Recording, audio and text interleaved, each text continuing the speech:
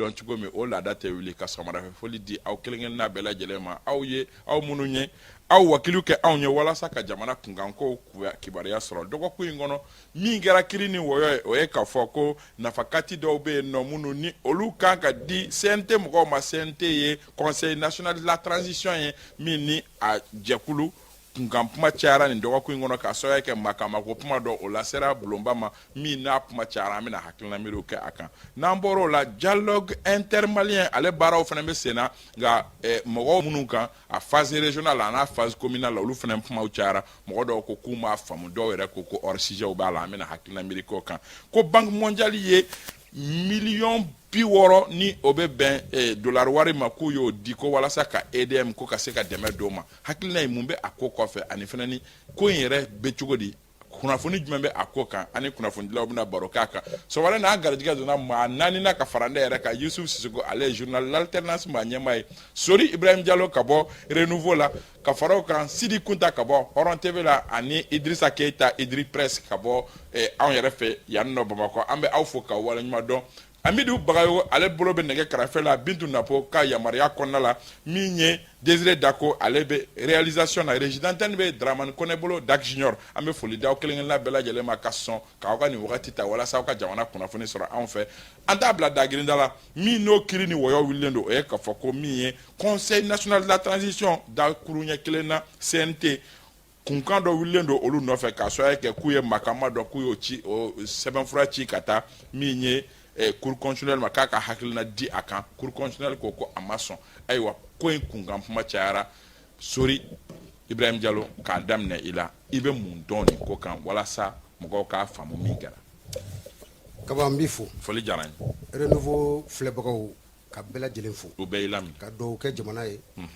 ka ɲini masa Rahamani fɛ jamana marabagaw Ala k'a ta fanga d'u ma amina yarabi ɲininkali min n'i y'a kɛ n na a ka kan an ka kumaw latilen parce que ni ko fɔra ni a fɔbagalajɛ ma fɔ faamuyali bɛ sɔrɔ kɔnɔ komi an bɛ yɔrɔ min bi ne t'a fɔbagalajɛ dɛ mais n ye ɲinini kɛ kibaruya in kan RG tɛ komi a sɛbɛnlen bɛ dɔw fɛ cogo min a la seginna ka na majɛ dɔw b'a kɔnɔ olu kalatilen par exemple n'i ko ko fond de souveraineté o tɛ CNT la n'o ye assemblée a bɛ fɔ fond spécial fond de souveraineté sɛbɛnna papier in kɔnɔ donc la tilenni ka kɛ ko kɔnɔ cour constitutionnelle a y'o de kɛ kaba kuma kɛra mun de kan a yirala k'a fɔ maa minnu bɛ sisan a ka jɛya bɛɛ lajɛlen n'a ka di ye i bɛ se k'a fɔ ko députéw n'a ka di ye i b'a fɔ ko membre du CNT mais nin bɛɛ lajɛlen o ye fɔcogo kelen o ye maa kelenw ye donc kuru ye lamɛn e ka lamɛnba nin kuru ye parce que an bɛ kuma kɔnɔ sɛbɛn kɔnɔ an bɛ kuma a kɔnɔta de kan kuru ye c'est à dire o lajɛya bɛɛ ye député t'u ye mais membre du CNT don mais u bɛ député ka baara la u bɛ député place la à ce titre député ni fɛn o fɛn ka kan u n'a ka kan makama la n'o ye prime ni indemnité ye u n'a bɛɛ ka kan kaba de quoi s'agit-il u bɛna wagati min na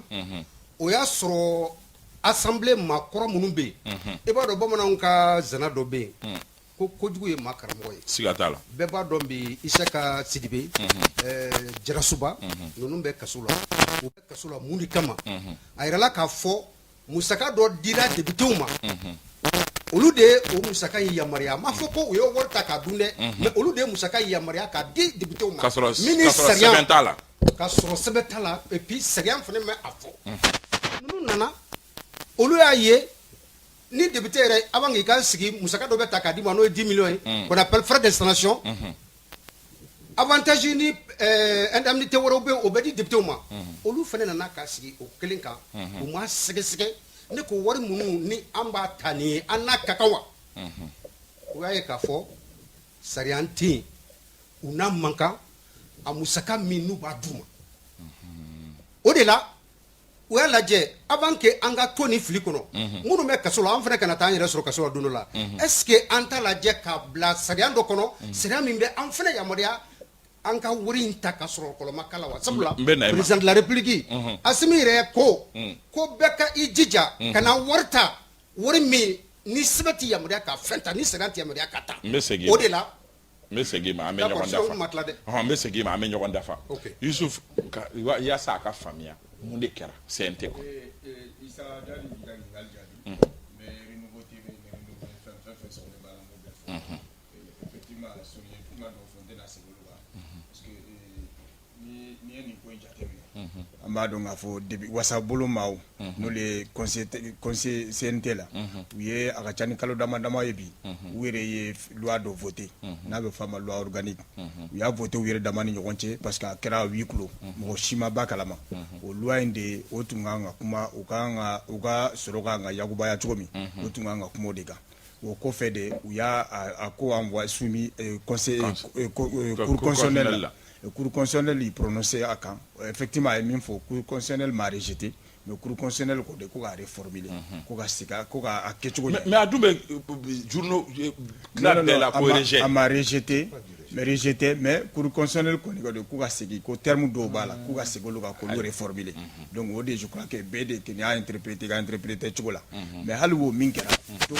dɔw y'i prononcé a kan dɔw réagir'a kan k'a fɔ ko hali cour constitutionnelle fana ye min kɛ a ye sɔsɔli kɛ a ye sariya sɔsɔ parce que en réalité ninnu ye minnu demandé franchement n'i y'a jateminɛ u n'a man kan parce que a y'a fɔ a ka kuma kɔnɔ député tɛ ni député tɛ aw minnu élu la olu bɛ avantage minnu sɔrɔ aw tɛ se k'o avantage kelen ninnu sɔrɔ mais ne tɛ jigin u la parce que olu dɔrɔn tɛ olu ka institution organe dɔrɔn tɛ o organe tɔw bɛɛ bɛ taa présidence bɛ taa primature bɛ taa. e fɛ ka ko CNT mɔgɔw ye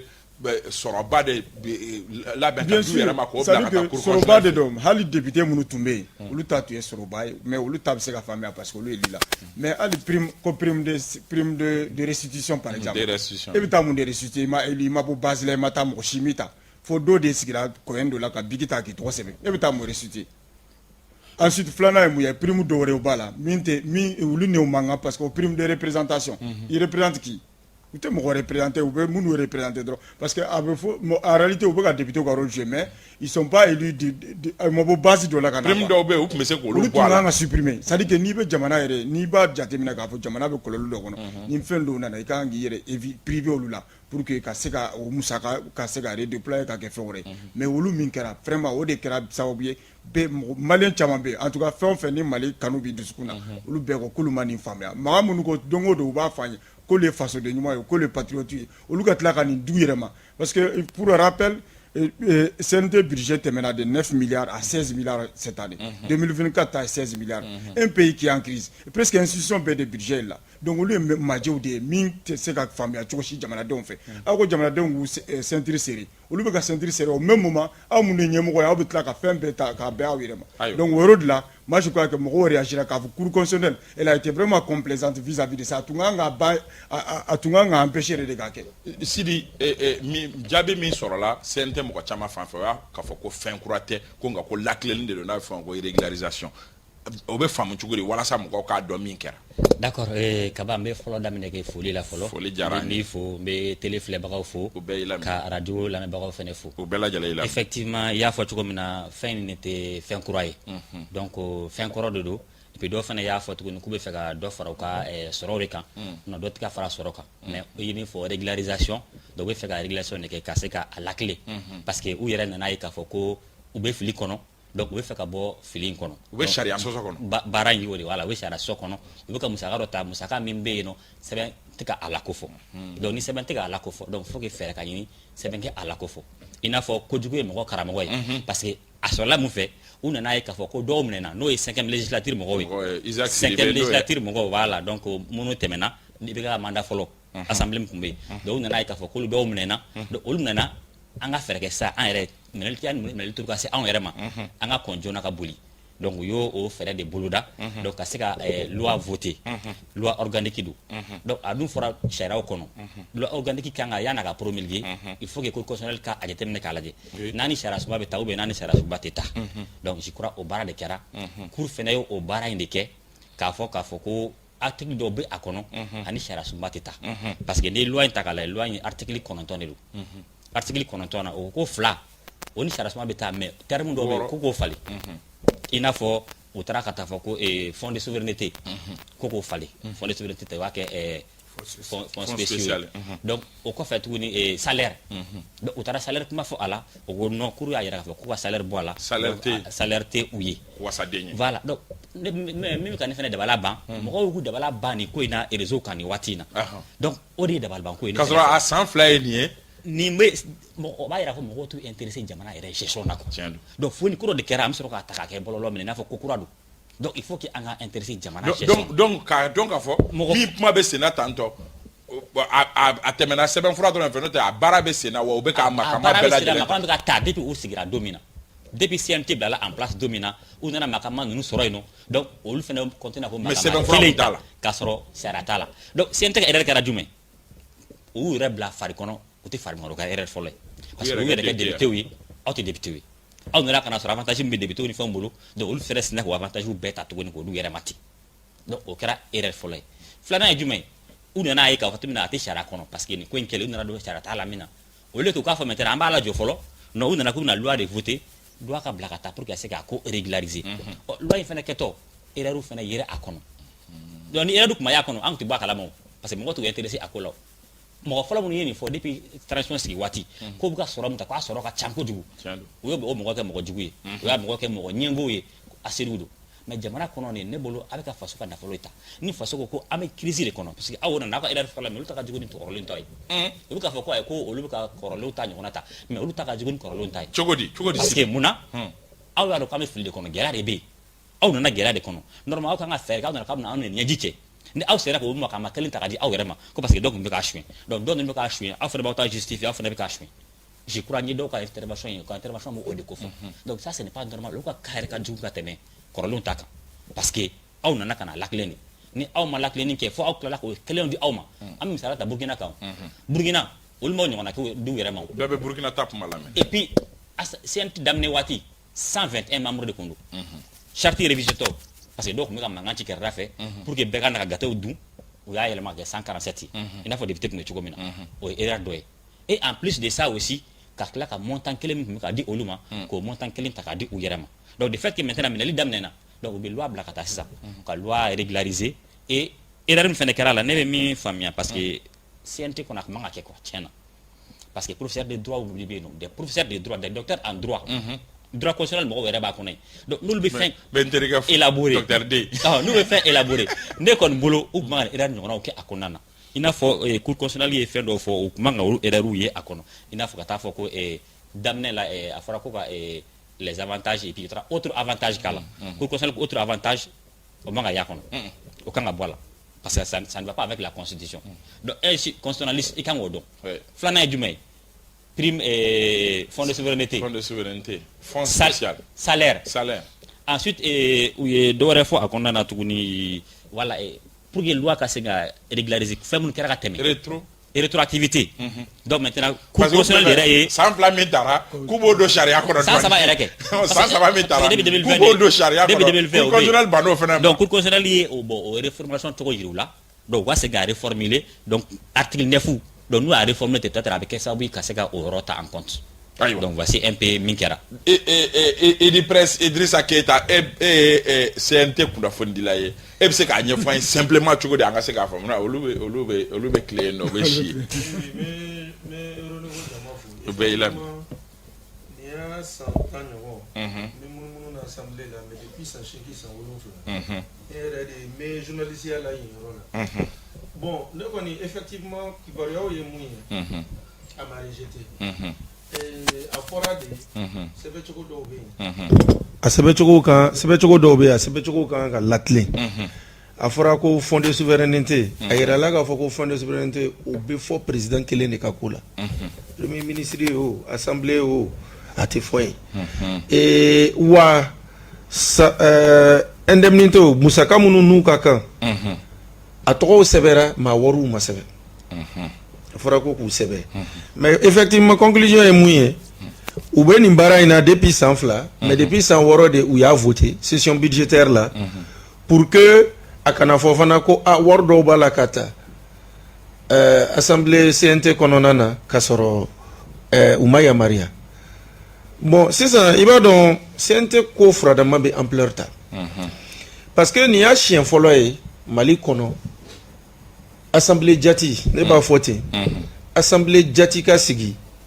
minnu vote t'a la d'ailleurs hali n'an ko yɛrɛ même k'an bɛna mɔgɔw voter a wagati quoi a contexte kɔnɔ. ayi mais CTSP tun ye nin ɲɔgɔnna ye dɛ. o nombre tɛ nin bɔ. CTSP tun ye assemblée jate ye min filɛ kun sigilen don jamanadenw faralen ɲɔgɔn kan min kɛ o tun ye CTSP ye o. mais i b'a dɔn a wagati déjà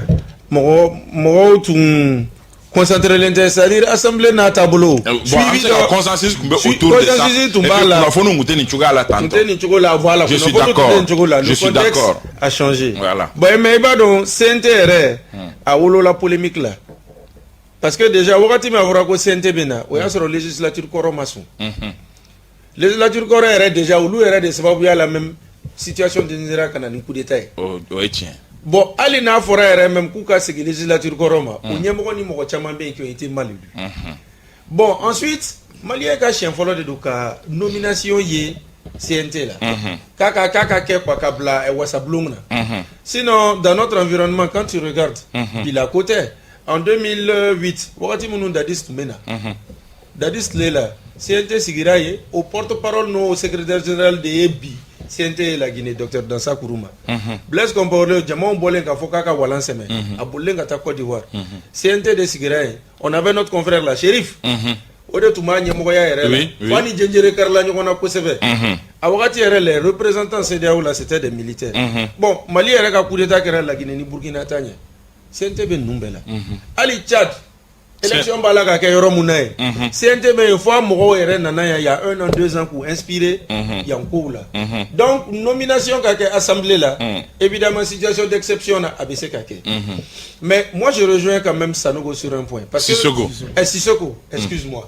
hali ni n bɛ yan hali si c'est vrai que n bɛ CNT la n kan ka kuma ka fɛn dɔw tilen fɛn dɔw fana bɛ yen il faut le dire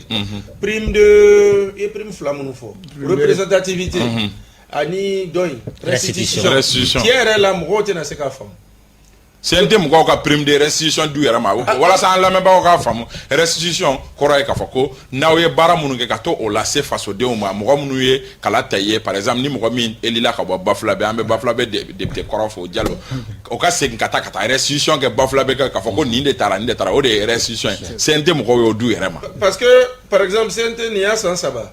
un journaliste normalement tun fɔra k'an ka mɔgɔ 4 ta mais mɔgɔ 2 dira ma est-ce que par exemple a mɔgɔ 2 yamaruyalen don ka restitution kɛ normalement o ma sɛbɛn o ma walawala fo n'a ma walawala n'o tɛ olu kan k'o k'an ye o u kan k'o k'an ye mais dans les textes en tout cas mais déjà u bɛ k'a prime ta parce que o jɛlen don u bɛ k'a ta donc là aussi c'est un débat dans le débat donc effectivement sur ces 2 points je lui donne raison mais il va donc CNT ko mana kɛ cogo cogo sɔsɔli tɛna b'a la ne yɛrɛ bɛ se ka mun fɛn dɔ fana fɔ en son temps que j'avais dit caman ye mankan kɛ pour que CNT ka dayɛlɛ mɔgɔw ka don a la hali bi dɔw bɛ bɛlɛnin na pour que fɛɛrɛ dɔ ka kɛ a ka dayɛlɛ par contre ne bɛ min déplorer ça c'est des erreurs ne bolo les 26 qui sont venus là yanni u tun k'u fara tɔw kan tɔ ninnu kuma in tɛna bɛn dɔw ma dɛ mais vraiment dɔw bɛ à l'époque qui communiquaient beaucoup qui ont fait beaucoup de bourde ne bolo u tun kan ka dɔw bɔ a la ka 26 ninnu fara kan ça allait faire moins de trucs sinon ne bolo kɔni u b'u ka musaka. mais Idrissa là n'est pas le débat bɛ niveau min na bi o ye action min kɛra k'a bila ka taa cour constitutionnellement an bɛ o de débat la sinon CNT mɔgɔw don cogo n'a fɛngɛ est-ce que le débat est là aujourd'hui débat ye min ye question ye min ye ni min kɛra tantôt an ko a ka se ka faamu mais maintenant moi je pose la question cette question est-ce que ni CNT kun tɛ ko assemblée kun don est-ce que u filɛ ka indemnité ni fɛngɛ minnu fɔ ni coup d'état tun ma kɛ assemblée tun bɛ continuer ni loi organique kelen ye Isaac Sidibé nu ye min ta o avantage n'a fɛngɛ wa. ne bɛ mun fɔ à part les 2 points par exemple que Sissoko a cité pour moi tout le reste o n'a ka kan parce que IBK tile la on a toujours parlé de mais mi kuma bɛ ka fɔ e k'a fɔ an bɛ moment exceptionnel kɔnɔ et mɔgɔw kan ka marcher en fonction de cette situation exceptionnelle quand même. Aladje, il y a 2 ans et demi, président ko Assimi yɛrɛ ça tombe bien quand il prenait le pouvoir Badaou Nona qui est président plein il faut qu'il va faire une réduction du train de vie de l'État. Oui. Officiellement ne hakili t'a la ko premier ministre y'a fɔ devant la nation ou bien que CNT ɲɛmɔgɔba y'a fɔ devant la hali n'u y'a fɔ mɔgɔw hakili t'a la ou bien bɔ ma k'a kalama ten k'a fɔ formellement tiɲɛ yɛrɛ la nous aussi on va faire une réduction o fɛn in tora mɔgɔw fana hakili la i y'a ye donc ne bolo en tout cas n hakili b'a la fɛn kɔrɔ la régime kɔrɔ la loi dɔ yɛrɛ tun bɔra ko réduction du train de vie de l'État pourcentage dɔ tun fɔra en 2018-2019 mais jamais la loi m'a appliqué faut qu'on de transition donc en fait c'est un thème on a une situation dont ils ne sont pas responsables mais quand même il y a des rubriques comme je l'ai cité où tout le monde est kunyeshi uma mais on a bekaka Sori Ibrahim Diallo ɲininkali ye min ye ni bɛɛ bɛ k'o k'i yɛrɛ la parce que o de tun bɛ mɔgɔ caman ye o de fɔ ko CNT mɔgɔw y'u dɛn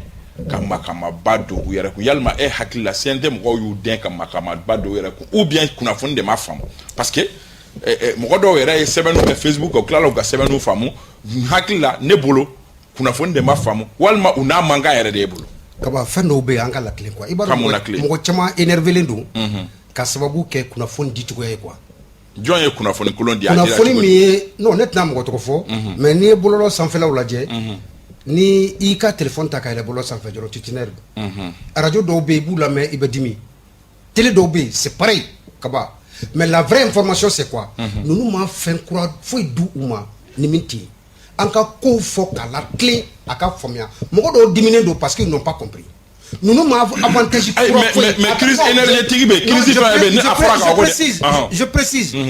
c'est-à-dire u bɛ k'u yɛrɛ bila fɛn de kɔnɔ ka to sariya kɔ sariya kɔnɔ u nɔ minɛ don nalew na parce que acte dɔw kɛra prime fɛn fɛn citera nin ye kaba et puis an ka kuma fɛnɛ dɔ bɛ yen o kala tilen ninnu tɛ député ye tiɲɛ don mais u bɛ député ya place de la n'u yɛrɛ kan ka nɔ minɛ bi o kan ka nɔ minɛ yɔrɔ min na o ye prime de restitution min bɛ di n'u u b'o minɛ n'u tɛ kɔmasegin kɛ ka ɲɛfɔli kɛ misabugu ya walima quartier wɛrɛ commune wɛrɛw la CNT mɔgɔw bɛ yen sariya dɔ taara a ye na aw ka ɲɛfɔli kɛ mais est-ce que o fana tɛ sariya sɔsɔ dɔ conséquence de parce que justement min clé de répartition min fɔra ni bɛɛ kun taara i ka syndicat tɔgɔ la ni bɛɛ kun taara i ka organisation tɔgɔ la ni bɛɛ kun taara est-ce que restitution kun tɛ nɔgɔya la mais on a fait rentrer des gens minnu ma don mɔgɔ si tɔgɔ la u ma don organisation tɔgɔ la est-ce que o de tɛ parce que minnu par exemple an ye journalistes fɔ mɔgɔ naani minnu fɔ c'est très facile olu kana restitution kɛ médiaw ye à la maison de la presse mais minnu kun ni ju tɛ minnu donkun na dun bon o ye kuma wɛrɛ ne tɛna n da don o la ka ban ayiwa mais an k'a dɔn tout simplement ninnu tɛ député ye mais u bɛ député ya place de la assemblée bɛ mission fɛn fɛn kɛ CNT b'o mission kelen de kɛ donc moi je ne vois pas de différence entre seulement membre du CNT et un député la situation du pays l'appellation seulement mais la situation du pays bon la situation du pays ne an ko k'an bɛ kuma o kan n bɛ segin kɔ dɔɔni hali bi u ma fɛn kura ɲini ko ka fɛn kura d'u ma u bɛ ka wari de ta o wari u n'a man kan sariya t'a yamaruya u k'o ta u y'a ɲini tout simplement ka sɛbɛnni kɛ u ka bila minɛn kɔnɔ n bɛ fɛ ka nin poser bɛɛ kunna min bɛ ka mɔgɔw choquer o ye k'a fɔ wari min bɛ k'a fɔ k'a ka ca CNT mɔgɔw ma non o de ye problème ye kaba o de ye problème ye o wari min ka ca CNT mɔgɔw ma o y'a tali daminɛ bi de ya a san saba de ye nin alors mais an ma sɔn ma mais ni mɔgɔw kun t'a kalama n'u bɔra a kalama est-ce que ils n'ont pas le droit an ka nin kuma fɔli dabila d'être en colère kan t'a kalama o ma mɔgɔw dimi o ma mɔgɔw dimi écoute o ma mɔgɔw dimi non non non k'a fɔ k'u bɛ nin ta la bi min ye bi ye dimi ko ye min ye k'u ye fɛn ɲini ko ka dɔ fara u sira kan et tant donné que le pays est dans ces difficultés là o de mɔgɔw dimi kama Menaïma e bɛ fɛ ka dɔ fɔ n bɛ question imposée o la an bɛ munumunu ka na ce qui choque c'est que fɛn fila bɛ yen min bɛ ka choquer kɛ soit a bɛ dɔw kun na k'a fɔ ko fɛn kura de don u ye min d'u yɛrɛ ma o n'a mankan mais dɔw fana bɛ yen minnu ko k'a fɔ ko olu tun t'a kalama ko CNT mɔgɔw ka makamaw bɛ nin fo nin hakɛ de la k'o ka ca an bɛ jamana hakɛ min kɔnɔ bi na toi tu penses que a ka ca wa. Pour moi c'est une polémique inutile. Pourquoi? Circuit ko de do. Ça a été voté il y a 6 mois. Mais ni jamana bɛ lahalaya dɔ kɔnɔ. Maintenant il y a 6 mois. Je peux dire courant tigɛ tun tɛ yen. Octobre quand la session commençait. O y'a sɔrɔ courant tigɛ tun ma daminɛ. A tun ma kɛ problématique nationale ye. Oui. Courant tigɛ fana tun ma ni ampleur sɔrɔ funtɛni ko tun ma don a la. Les morts qu'on a ici le contexte n'était pas le même. Mais de partir de la fin tun voté là. Mais c'est juste que a sera cour kɔnɔ cour ka jaabi. Tuma caman ye émission kɛ cour constitutionnelle kan yan. K'a fɔ ko cour tɛ girin-girin. Cour b'a ka temps de ta ka réponse. Cour ka réponse de nana bɛn ni contexte ma. u y'a ta ka kɛ polémique ye ne b'a fɔ tuguni le CNT mais ne bɛ k'i question kelen de poser kunna e bolo u n'a ka kan wa u n'a man kan u n'a ka kan parce que n bɛ k'o de f'i ye nin fɛn votera depuis 2023 depuis an ma dɔn k'an bɛna don 2024 la depuis an ma dɔn ko Mali bɛna gɛlɛya depuis k'an ma dɔn ko fɛn in bɛna se ayi de n ko coup d'état kɛra contexte difficile kɔnɔ n bɛ ka na n y'o de fɔ tuguni et je le reprends actuellement courant ko y'an éprouvé je me limite à ça seulement o y'an éprouvé o y'an se an dan na d'ailleurs a thème yɛrɛ b'an bolo ɲɛ o wagati y'a sɔrɔ loi in tun bɛ voté la wagati min na mɔgɔ si tun tɛ sini dɔn mɔgɔ si tun t'a dɔn k'an tun bɛna jamana tun bɛ nin sɔrɔ gɛlɛya ka se nin hakɛ ma voilà loi in nana jaabi in dɔrɔn de nana bɔ ka na bɛn o ma ayiwa o dɔrɔn de don ayi u n'a ka kan o n'a man kan kaba munumunu salon tɛ nin kuma in na ko i m'a ye n terikɛ bɛ munumunu salon na ne tɛ munumunu c'est comme ça salon na ne tɛ munumunu salon na u n'a man kan bi u nana u y'a sɔrɔ u bɛ i t'a fɔ sisan ne bɛna hakilina ta fɔ sisan u n'a man kan bi u n'a man kan sini munna sidi depuis transition daminɛ waati ne b'a fɔ ni kɛlɛ tun tɛ sisan ko ye o depuis transition daminɛ waati mɔgɔw dɔw y'a kɛlɛ kɛ ko u bɛna na wari min ta a n'a man kan an y'a wari ko kuma in kɛlɛ kɛ mais comme mɔgɔw m'u intéressé a la minnu tun bɛ k'a fɔ o y'olu kɛ jugu ye mais sidi mɔgɔ fana bɛ se ka kɛ jamana kunkan kuma fɔli la que e ka kɛ mɔgɔ ye mɔgɔ min bɛ taa wari ni fɛnw minɛ est ce que o fana ka ɲi o la ils seront corruptibles kaba i bɛ kɛ jamana kunkan fɔ la mais indemnité dama min fɔlen bɛ k'a cité nin a liste bɛ yen nɔ o de c'est trop on a dit ni baara ko don ni Mali ko don aw de ko ko jamana taabolo kun man ɲi fɛɛrɛ bɛɛ ka kɛ i bɛ k'a ye jamana dafiri a bɛ fɛ ka jamana de jɔ n'aw nana jamana jɔ la ko a ta kun ye baara ko ye a ta ye Mali ko ye ne bolo nin montant non jamana tun bɛ taa n ko mun i bɛ ka lata le contexte est important non le contexte est important o de bɛ ka lata non mais jamana même ça n'allait pas du tout o de ye coup d'état nana n'a ye donc n'aw nana aw nana k'a bɛna aw ni ɲɛji cɛ n'aw nana ɲɛji cɛ la aw kun ka fɛɛrɛ bɛɛ de kɛ a b'aw ta i n'a fɔ Burukina misaliya n ye misaliya ta sisan n'aw an kun b'a dɔn o la n ko Mali ko don an kun b'a dɔn k'a fɔ ko baara diyaɲɛ don mais an y'a ye k'a fɔ baara diyaɲɛ tɛ Mali tɛ n'anko de don o de la dɔw fana ye kɛlɛ kɛ parce que mɔgɔ 121 de kun don dɔw ye kɛlɛ kɛ parce que olu tɛ se ka to kɛrɛfɛ ten f'olu fana ka na u ka dɔ dun parce que a wari ka ca donc an bɛ kelen k'a fɔ ko mɔgɔ ye politique ta ka kɛ baara ye ko politique tɛ baara ye mais aw fɛ politique ka kɛ baara ye politique bɔ baara la cogo di k'a sɔrɔ i bɛ kɛ politicien bi bi in na i bɛ don assemblée kɔnɔ dɔrɔn tu as 2 millions par mois un fonctionnaire qui est dans son bureau qui travaille pendant combien d'années e bɛ joli sɔrɔ donc finalement i baara de bila i bɛ taa politique de kɛ bɛɛ bɛ ɲɛsin politique de ma parce que politique de ye fɛn ye wari bɛ se ka sɔrɔ la facilement k'a sɔrɔ i ma sɛgɛn i ma wɔsi donc bɛɛ bɛ ɲɛsin politique ma mɔgɔ bɛ baara bila ayiwa u n'a ka kan o n'a man kan Isa u n'a man kan honnêtement u n'a man kan mais n bɛ mɔgɔ hakili lajigin dɔɔni parce que an b'a n kotoro mabɔ dɔɔni n'an taara n terikɛ ninnu ka régime wagati n'o IBK ka régime ye a b'i ta fɔlɔ dɛ n fana m'a ta n'an taara n terikɛ ka régime wagati bon hakili b'a la ala ka hinɛ Soumaïla la Soumaïla ye kɛlɛ dɔ kɛ IBK de pour la première fois dans l'histoire du Mali ka 150 millions d'a yɛrɛ ma comme prime IBK de y'a kɛ président si ma kɛ Alpha ma kɛ ATT ma kɛ IBK de nalen y'a kɛ a wagati Soumaïla ye conférence de presse yɛrɛ de kɛ k'a fɔ ko jamana bɛ kɔlɔlɔ min kɔnɔ ko 150 millions a y'a évalué a y'a calculé a bɛ na 1 milliard 800 millions par an ko 1 milliard 800 millions ko dɔwɛrɛ wɛrɛ b'a la min tɛ ko président k'a ka prime spéciale ye donc o kɛlɛ kɛra IBK ta alors que IBK a été élu et wagati crise tun bɛ parce que coup d'état kɛra a y'a ye coup d'état kɛ o crise tun bɛ o kɔlɔlɔ tun b'an kan o kɔlɔlɔ tun b'an kan donc Soumaïla y'a fɔ kosɔn donc mais o bɛɛ la élection kɛlen an y'a jateminɛ k'a fɔ Mali y'a ka relation normalisée avec tous les pays donc wari tun bɛ ka dɔn mais o wagati tiɲɛ to a bi o wagati mɔgɔw sɔrɔla k'a critiquer k'a fɔ ko 150 millions ko cayara n'olu bɔra yen olu bɔra yen kun min na bɛɛ b'o dɔn k'a fɔ gɛlɛya de y'a to u bɔra yen aw minnu nana olu place la aw ko ko ninnu ye tiɲɛni kɛ aw ka tila k'olu olu ye fɛn o fɛn kɛ aw yɛrɛ bɛ ɲini ka juguya n'o ye parce que il faut rappeler aux gens CNT ka Assemblée nationale ka budget ma deli ka tɛmɛ 14 milliards a cayalenba 16 milliards o ye de en temps normal o y'a sɔrɔ le Mali avait commencé à trouver sa normalité mais aw nana aw bɛ période de crise la aw fana bɛ 16 milliards d'aw yɛrɛ ma donc là ça ne va pas o kɔrɔ u n'a man kan n'i ye prime ninnu jɔ jateminɛ téléphone b'a la indemnité de téléphone b'a la indemnité de carburant b'a la indemnité de logement b'a la donc e bolo bi prime ninnu o bɛ se ka dɔw b'u la u tun ka ni c'est à dire que ninnu ka baara tun ka kɛ bénévolat de ye u tun ka kɛ bénévolat ka dɔ bɔ ninnu na ou bien ka Burkina ta yɛrɛ de ɲɔgɔn Burkina ta ɲɔgɔn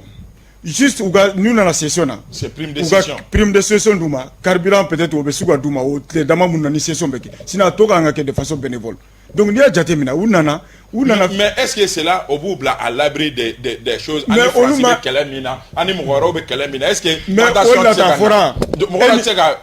e ni ne bɛ k'an cɛsiri de conseiller dɔ corrompu a ka taa kuma dɔ fɔ an ka bulonba kɔnɔ an mago tɛ min na malien min bɛ yen bi Isa n'a tɛ dumuni sɔrɔ 2 fois par jour o de ka ca oui u cɛsiri parce que an ko k'an ye sira dɔ de ta mɔgɔ minnu an da bɛ bɛ jamana ko la n'i m'olu bila à l'abri au contraire olu de kan ka bon exemple di l'exemple doit venir des premières autorités du Mali k'a yira k'a fɔ anw de ko k'a k'aw cɛsiri donc anw yɛrɛ fana ka cɛsiri filɛ nin ye toutes les indemnités les primes k'o bɛɛ supprimer ka salaire réduit olu ka salaire ko avantage réduit n'u y'o de kɛ maliyɛnw ka nin degun b'a kun mais aw bɛ se cogo di a lajɛ Burkina olu y'a demandé k'a fɔ ko mɔgɔw ka contribuer pour l'effort de guerre et les gens ont accepté parce que président ko k'a t'a ka salaire ta a b'a ka salaire de capitaine ta CNT la prime tɛ yen salaire t'u ye prime dɔrɔn de b'u ye donc voilà jamanadenw tɛ se ka hali hésiter tuma si ka contribuer pour l'effort de guerre mais si vous donnez en tout cas des primes faramineuses aw se k'a fɔ peuple ye tuguni ko ka cotiser pour l'effort de guerre et bi situation bɛ cogo min franchement a ka gɛlɛn c'est vraiment ce n'est pas du tout normal. n bɛna se de ma Motion kelen mun bɛ se ka kɛ n b'o question fara a kan mun bɛ se ka kɛ sisan a ka réduire de wa ou bien a ka kɛ Burkina ta ɲɔgɔn ye. parce que n'o de fɔ transition a bɛ fɔ ten ko période d'exception de don. awɔ donc ni transition de kan ka kɛ sababu ye ka fɛn ninnu bɛɛ lakile aw nana sɔrɔ fɛnw jɛngɛlen don c'était l'occasion ka nin ko in yɛrɛ bɛɛ bɔ yen pewu transition de kan k'o décision ta ka nin ko in bɔ yen surtout u yɛrɛ natɔ u y'a fɔ ko gouvernance de rupture ça veut dire que taabolo kɔrɔ tun bɛ yen a yɛrɛ sɔnna an bɛɛ sɔnna a man ɲi an k'o bɔ yen an bɛna n'a bɔ yen mais a bɛna bɔ a tilala ka continuer n'o kelen ye rupture kɛra jumɛn ye sisan an bɛ se ka mun kɛ donc rupture ma kɛ filanan ye jumɛn u yɛrɛ b'a dɔn k'a fɔ ko a man ɲi parce que u ka loi in kɔnɔ a fɔra constitution ko k'a montant indemnité ninnu bɛ fixé de cour constitutionnelle y'o jaabi kelen d'u ma a fɔra ko k'a fixé de ça veut dire que montant kan ka y'a la mais u yɛrɛ ma sɔn ka montant k'a la o ye indemnité de cité dɔrɔn k'a bila ka taa ko maintenant président de la du CNT ko de bɛna montant fixé par un règlement interne donc u b'a fixé u yɛrɛ ni ɲɔgɔn cɛ yen nɔ donc a yɛrɛ b'a dɔn k'a fɔ ko a man ɲi a bɛ continuer ni a ye donc pour que an ka bɔ nin kɔnɔ sisan u ka fɛɛrɛ kɛ c'est l'occasion parce que n'a ye u seginna ka loi in k'u y'a seginna ka ladilan kura ye u b'a bila ka taa donc u bɛna continuer ni a ye jeudi dɔw ye baara k'a kan ça veut dire que ni c'est conforme parce que cour constitutionnelle ka baara ye jumɛn si c'est conforme à la constitution olu b'a valider a banna et président b'a promulguer mais olu yɛrɛ kan k'u yɛrɛ ressaisir sisan comme déjà u yɛrɛ ye jamanadenw bɛ ka commencer ka kuma k'a fɔ ko wari min b'u bolo a ka ca jamana min bɛ sɛgɛn kɔnɔ c'est l'occasion n'olu kɔ don a la tancogo la n b'a dɔn k'a fɔ ko ni mɔgɔ kura min na u tɛ sɔn ka dɔ bɔ a la dɛ donc c'est l'occasion maintenant ka exemple yira gouvernance par l'exemplarité a bɛ bɔ olu yɛrɛ da kɔnɔ gouvernance de rupture donc u ka fɛɛrɛ kɛ sisan u k'a fɔ ko nin bɛɛ bɔra yen désormais u ka loi kura voter indemnité ninnu fɛn bɛ k'a bɛɛ bɔ yen u k'a dan prime de session ma ka montant dɔ fixé min kana kɛ montant ba ye jamana bɛ se ka min supporter pour que ka polémique éviter mun bɛ se ka kɛ ne bolo déjà ne yɛrɛ bolo nin polémique in sincèrement ma se nin bɛɛ ma mais ni jamanadenw sɔngɔnna ni min ye ni hali ni ye jamana marala ye hali ni i b'a dɔn k'a ma s'o la i kan ka le CNT là c'est un jeu et c'est un enjeu oui transition c'est à 4 ans transition daminɛ na caman tun bɛ wo la dɔw yɛrɛ tun ko le CNT était illégal il suffit k'u sɔrɔ jɔyɔrɔ la jɔyɔrɔ mun CNT y'u talan ye a kuma tɛ kɛ bilen ala dossier de plainte de quoi que ce soit a tɛ kɛnɛ kan caman fana tun bɛ mankan na CNT illégitime illégal liste dayɛlɛ la u mankan sumayara i b'a ye sisan caman bɛ wo la ils vont se retrouver dans ces dispositions là seulement a kuma bɛ ban mais au-delà c'est un jeu de dupe ne bɛ mun kɔni fɔ le CNT est responsable u ye huis clos kɛ siɲɛ dɔw la u y'a walawala u ye reformulation kɔni kɛ donc la cour va se prononcer mais comme je l'ai dit sincèrement rubrique dɔw kɔni bɛ yen comme la représentativité ou la restitution là quand même c'est clair une nomination c'est pas une représentativité une restitution puisque bɛ nommé la corporation d'autres là il serait temps que restitution dɔw ka kɛ compte rendu ka kɛ mɔgɔw ye mais là la question reste posée. ok Sori Ibrahim Diallo comme polémique b'a la mun bɛ se ka kɛ an kana ɲinɛ k'a fɔ CNT c'est la deuxième institution du pays oui kaba mɔgɔ minnu bɛ nommé a kɔnɔna de la transition organe de transition de ouais, mais du pays mon du frère. pays organe de transition en tout cas oui, mais du pays c'est l'assemblée la deuxième transitoire oui mais du Mali non on dit la même chose je vous en prie il faut être conforme à la constitution non du pays du Mali c'est pas du Mali c'est le CNT du Mali il y a le CNT de Guinée il y a l'Assemblée législative du Burkina non les institutions sont déterminées par la constitution institution bɛɛ fɔlen don CNT t'a kɔnɔna na CNT t'o kɔnɔ c'est l'assemblée non ay ka jara ye quoi min bɛ texte kɔnɔ non, du pays. En tout cas, Ni y'a kɛ tan. C'est pour cela que ma ye ko Regardez. A tɛ polémique la Sidi i ye kuma fɔ ka ban. Nos parlementaires, les parlementaires de la presse ne sont pas des parlementaires des journalistes, mais c'est des parlementaires nationaux. Oui. Dis-toi qui donne à notre autre Mais CNT mɔgɔw ne sont pas des parlementaires il dit. Non, ce sont des parlementaires. Non, c'est Pas pas des députés. Non, le terme député ni membre du CNT, ça c'est à part. Mais la fonction, c'est la fonction de parlementaire. Ni ben nommé, il nomme tout là qu'on est au compte d'une localité ou d'un groupe. Mais ni va qu'on c'est national. Ok. Et tu vas à travers le monde dans D'accord. ce sens. Je continue Kaba. Oui. Ne koni bolo. Mɔgɔ minnu bɛ CNT la bi musaka dɔ ka kan ka d'u ma k'u permettre u ka to u yɛrɛ ka baara kɔnɔna la u dara baara min kama. N'Ala sɔnna. An y'a ye kalafili dɔw senfɛ ko pour que i ka kɛ candidat ye ko nombre de députés dɔw bɛ yen i ko o sɔrɔ walima nombre de conseils parrainage ka kɛ. Oui, oui. Mais ne ko ni musaka dɔ ma di ninnu ma u ka to u danbe kɔrɔ ka ban est ce que n'an taara o condition sugu ninnu na dɔ ka bɔ sanfɛ ka na miliyɔn caman di CNT membre dɔ ma n'a y'a minɛ an bɛ jigin a la wa. Ayiwa. Ne bɛ o yɔrɔ la. Maintenant ne kɔni bolo min ka pour que polémique ka bɔ ko in kɔnɔ prime damadɔw bɛ yen olu ka bɔ yen parce que olu tɛ ka kɛ o baaraw tɛ ka kɛ chauffeuria b'o la restitution b'o la téléphone b'o la kaba olu ka bɔ yen mais. Oui. Biro mɔgɔw yɛrɛ k'u ka mobile boli yan. Kaba commission président chauffeur ka ta ka d'u ma olu n'u ka kan mais un membre du CNT. Non a t'a la k'a fɔ ko membre du CNT u bɛɛ lajɛlen de don koyi biro mɔgɔw de tɔgɔ b'a a ayi fɛn fɛn bɛ ka fɔ tantɔ a caman ye biro mɔgɔ ye a bɛɛ tɛ CNT mɔgɔ bɛɛ. D'accord non biro mɔgɔw man kan k'u ka mobile boli chauffeur kan ka ta ka d'u ma. Donc olu n'o ka kan mais a tɔ caman bɛ yen u ko olu bila mais musaka d'u ma musaka min qui est raisonnable qui est consistant. Ne koni bolo pour que polémique ka ban. Et je crois que ce travail là la cour va s'atteler par rapport à ça. Merci beaucoup. An bɛ taa ɲɛfɛ n'an ka sujet kun filanan ye o bɛ tali kɛ dialogue intermalien kan o fana ni yanni nin polémique in ka na ale polémique de tun bɛ yen ka sababu kɛ conclusion na kuma dɔw fɔra conclusion kɔnɔ kuma minnu ni mɔgɔ dɔw ye sɔsɔli k'a la o fana ni kɛra i b'a fɔ ko ni ɲɔgɔnna dɔw sɔnna dɔw ma sɔn d'abord yanni an ka don conclusion yɛrɛ kɔnɔna la fɔlɔ n bɛ ɲininkali fɔlɔ min kɛ n b'a daminɛ Sidi la Sidi i ye conclusion ninnu mɛ jumɛn ye ka attention attirer parce que caman fɔra a kɔnɔ région en fonction des régions ka yetaw tɛ kelen ye région ka laɲiniw tɛ kelen ye jumɛn ye ka attention attirer fila ou bien kelen ɲɔgɔn na. Bon dialogue i ye min mɛn dialogue kɛla phase régionale dɔ da. n ye min yɛrɛ mɛn min cayara c'est à dire que ne kɔni bolo yɛrɛ dialogue tɛ ɲɔgɔn de sira la parce que o de ye polémique yɛrɛ kɛ kosɛbɛ parce que an ko dialogue intermalien c'est à dire bɛn ni kelenya a bɛ se ka sinsin malidenw ni ɲɔgɔn cɛ cogo min na mais ne yɛrɛ ye minnu mɛn minnu yɛrɛ i bɔlɔ ale ni hors thème yɛrɛ ye minnu bɔ kuma dɔ la ka caya recommandation litɔ ale ni minnu bɛ priorité ka transition dɔ fara kundama kan Assimi ka candidature Assimi ka kɛ candidat ye les 5 colonels Koko élève ka kɛ général ye et ensuite ko loi d'amnistie donc est-ce que dɔw yɛrɛ b'a kala Mali yɛrɛ kɔnɔ fɛn minnu bɛ sen cogo di loi d'amnistie je crois que ça a été déjà voté on votera au lieu kaba a bɛ ka se la loi d'amnistie ka sinsin kɛ et puis a bɛ constitution yɛrɛ kɔnɔ l'article 188 de la constitution o yɛrɛ k'a fɔ ko loi d'amnistie maa minnu bolo olu tɛ se ka nɔ minɛ bilen a bɛ ko kuma ta ka don dialogue kɔnɔ tuguni ça veut dire que n'o yɛrɛ fɔ an ka to ka texte kalan o b'an bɔ fɛn caman kɔnɔ quoi. Mais c'est pourtant des cadres réunis. Avec de la banque quoi. Jamana cadre baw dun de a baara kɛ. Ala Maliko la kaba. Parce que fait même fera ne ka segul kan tuguni. Et puis encore c'est dans la charte de la transition que la durée de la transition c'est fixé par les ANR. Et mon na no durée kuma tuguni blé. ANR ko durée be ta damne 6 mois la kata 5 ans. Décret de follow tara o décret bana c'est vrai. Mais ko u yɛrɛ côté ko a tɔ bɛ continuer. Pourquoi an bɛna segin o kan dialogue la ɲininkali kelen fara i ka ɲininkaliw kan est-ce que mɔgɔw ye kunnafoni sɔrɔ cogo min o ma mɔgɔw bila fili kɔnɔ conclusion ninnu na est-ce que ORTM mɔgɔw de ma yɔrɔ dɔw parti dɔw de ta ni mɔgɔw bɔr'o kalan parce que ne ye fɛn o fɛn ta i bɛ taa sɔrɔ conclusion i bɛ taa sɔrɔ 20 articles ou bien 20 dispositions de ta mais recommandation i bɛ taa sɔrɔ a bɛ taa 20 ɲɔgɔnna la a dugumataw de bɛ sɔrɔ e bɛ ka minnu fɔ yen tantɔ. Non minnu bɛ fɔra ka kosɛbɛ ka mɔgɔw yɛrɛ cari fan mais temps bɛrɛ tɛ o tɛ bolo journal kɔnɔ nin de fɔra parce que i bɛ fɛ mɔgɔw ka yɔrɔ minnu mɛn i b'olu de kɛ priorité i b'olu de fɔ sanfɛ o c'est comme ça o de kɛ donc ne ko ko o de fɛra dialogue yɛrɛ problème ye parce que dialogue forme yɛrɛ comme ma ɲinɛ ko la mais dialogue forme yɛrɛ o de kɛra dialogue problème yɛrɛ o da ta ma ɲɛ dɔɔni ayiwa parce que mun na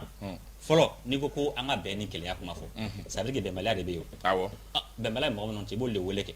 mais n'i y'a kɛ maa minnu kungilenna ye kelen k'olu dɔrɔn wele ka n'a sigi est ce que bɛnbaliya bɛ ban wa donc mun nana ni bɛnbaliya ye a bɛ kuma o de kan c'était l'occasion ka se ka kuma bɛnbaliya kan filanan mɔgɔw invitera cogo min na parce que ne ye tour kɛ yɔrɔ dɔw la ne ye dɔw ɲininka n ko invitera cogo di c'est à dire u ye invitation de ci u yɛrɛ bɛ mɔgɔ minnu choisir ten cogo la est ce que n'i ye mɔgɔ invité ten i yɛrɛ bɛ mɔgɔ minnu dɔn i y'olu invité k'olu de ka na o bɛ na mun fɔ i bɛ nin hakilina kuma de fɔ kɛ min ka di e kulo ye o bɛ n'o de fɔ il dit conclusion jumɛn y'i ka attention attiré Bon, par exemple, Nango Gambekuma, question locale. Je peux par exemple prendre Akita. Parce que je vois mon parent à Toubeka Kasoka Kanfo. Il m'a dit Akita Kani Kasneta Nuansidon. Il y a par exemple. non lui il a des cailles Mais n'est-ce Nuansidon. Olu par exemple, il y a une recommandation. voilà il a sori de kita caille sori de kita birigo caille Il y a un anglais répondant. Où va ko Kenyemba? Karate chef de Kita fait. région de Kita. région de Kita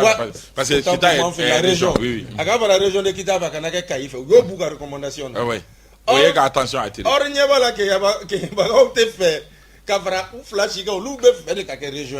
Oye point do e point local do. Maintenant dialogue intermalien DIM assise nationale fakele mbakele. et Les conclusions sont les mêmes. Par exemple, à Fora Yorodola, partout ka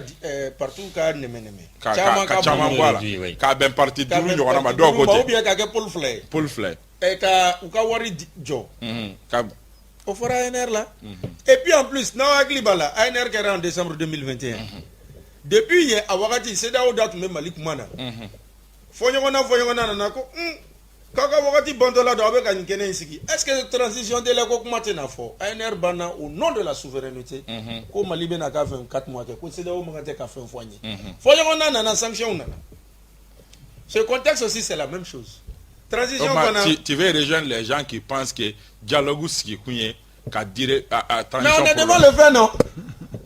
transition ko kuma bɛ ka o y'i ta ye a non mais je vais rapidement finir mais la fin de ajouter qui va être la différence c'est quoi c'est que cette fois de l'écoulement fera mais j'ai ce qu'on appelle le syndrome tchadien qui est là ok korola tu me faut transition ka sama 100 100 ans mais zenata to ide al nabe sama 100 100 ans 100 ans abando le colonel Assimi Goïta est candidat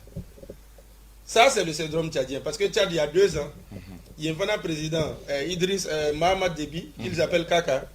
Allez, quand il est venu 18 mois on a un dialogue qui est sigra. Aux conclusions qu'il prolonge mais il est candidat. Les flènes avec campagne à battre et c'est clair qu'il va gagner. donc c'est la même chose. À fora noir sur blanc Europe il te sait la recommandation là mais qu'au transition 3 ans 2 ans au débat là qu'a fort. On rêve c'est à 5 ans fort. Quoi Simiga continue. Aïwa. Sorry Ibrahim Diallo. Juma où il a attention attiré. D'accord, Kaba. Il va dans Mali Konoya.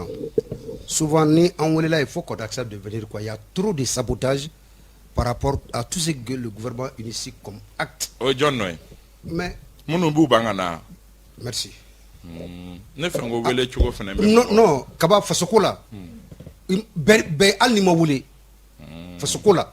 Al ni ma wuli kankana. Surtout façon kaba ni me fune ko kitawa mi ne pembe makoya men tara meri chamana ntara ro chamana palais ali palais lanchara kaba memi fina conférence de tan créa kana deni ke kana ANR ke meni sini jalo ko intermalien sekli dans fara mié ANR wagati la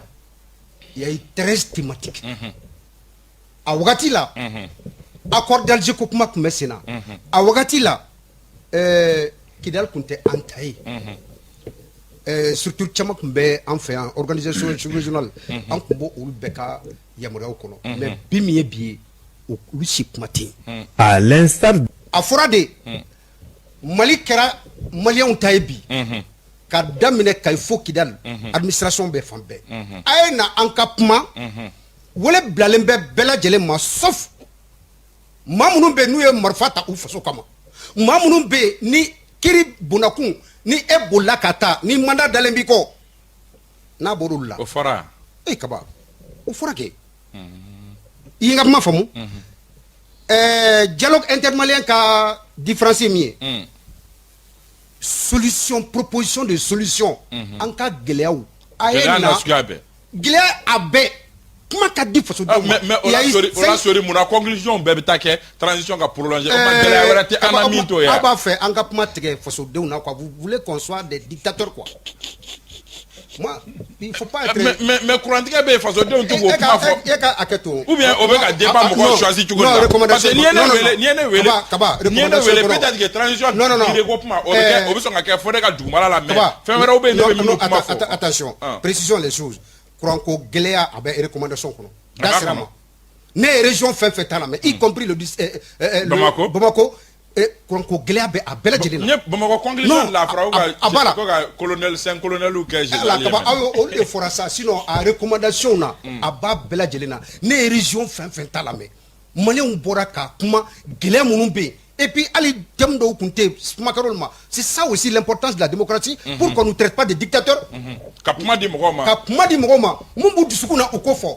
mun bɛ maliyɛnw dusukun na bi o ye Asimi ka bɔ a ka kɛ candidat ye du ka fara transition kan baara minnu daminɛlen don o dɔrɔn de y'a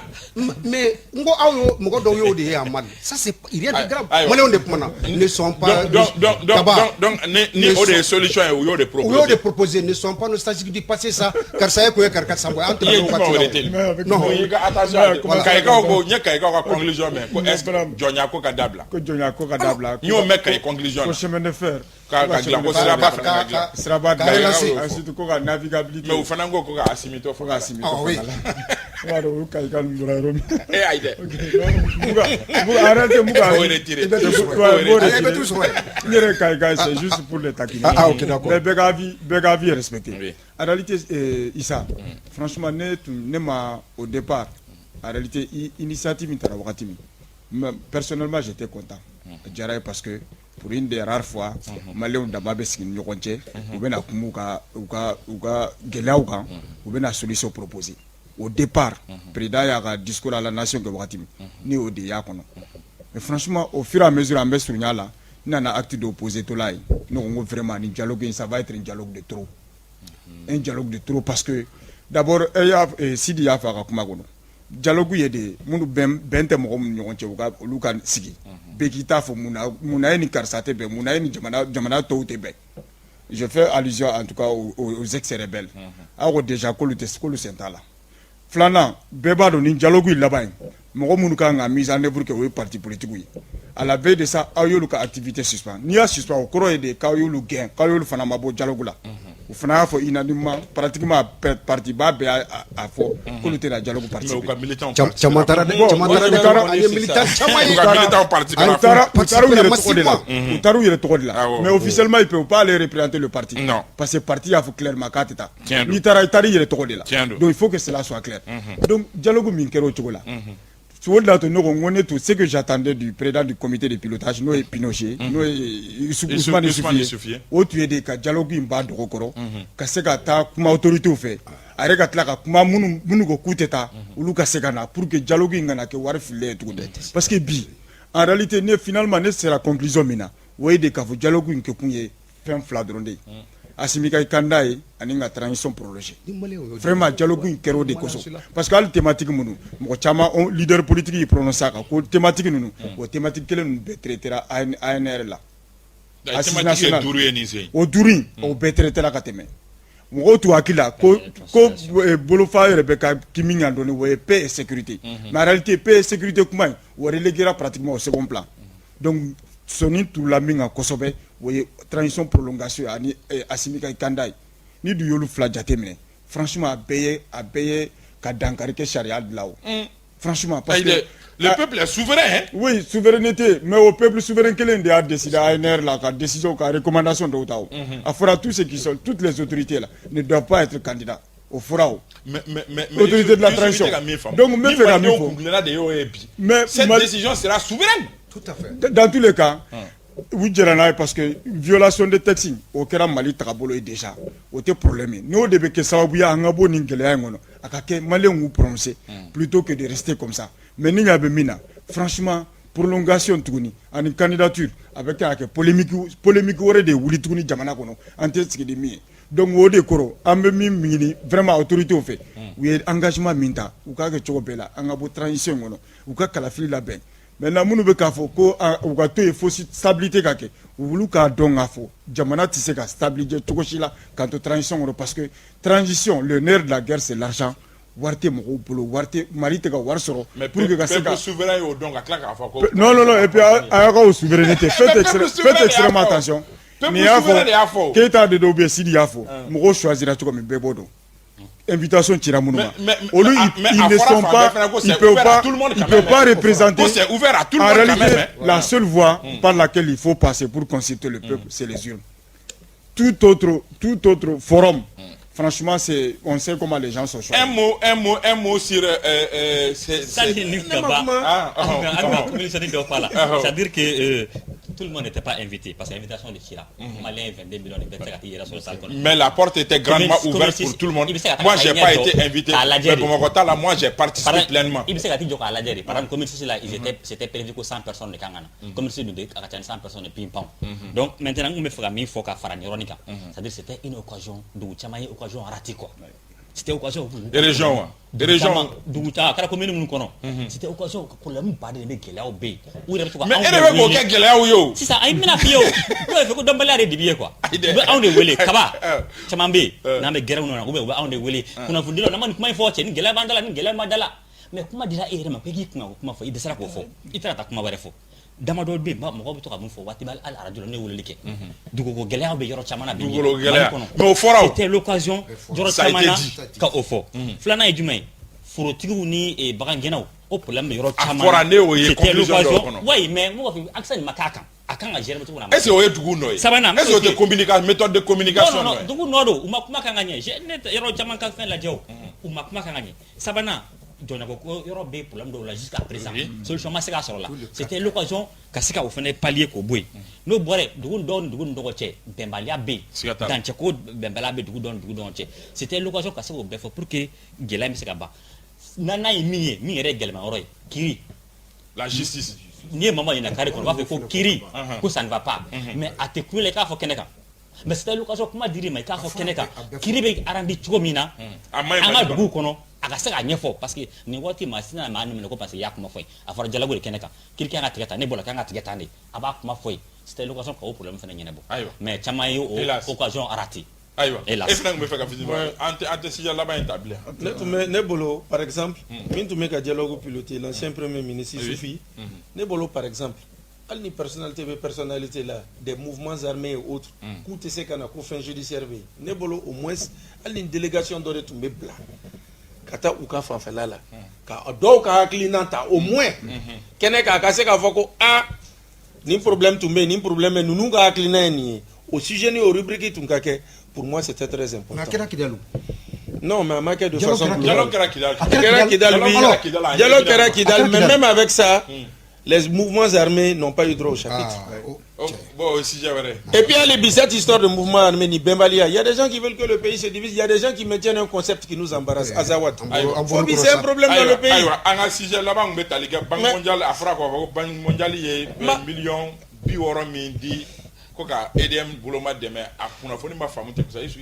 rapidement il se ka nja fan. Oui, en fait kunafoni est bien ministre de finances de Tara à la tête d'une délégation Tara ko réunion na Banque mondiale réunion na au Banque mondiale réunion c'est fait où il kumana Mali ni institution de Bretton Woods qui relation bon comme en crise kono où il a essayé ka harmoniser donner ou harmoniser link koso oui c'est là qu'à million il y a million $, million $, non 30 un peu moins de 37 milliards on dit pour que on se ka taji ça on se ka fengoro ça minge que ça oublier ka courandi mais ni a jatemina o koni we Banque mondiale BDJ bon c'est vrai que wakati dona mo chama mboko de foko Mali furugula ka iko don mo na bon ni si ça nous c'est je crois que ça c'est une bonne chose non non ala te foi kala parce que a tɛ foyi ka 37 milliards jɔyɔrɔ tɛ yen n ko 600 milliards ko de juru de bɛ EDM na. mais 36 milliards o tɛ foyi k'a la o tɛ foyi k'a la Isa.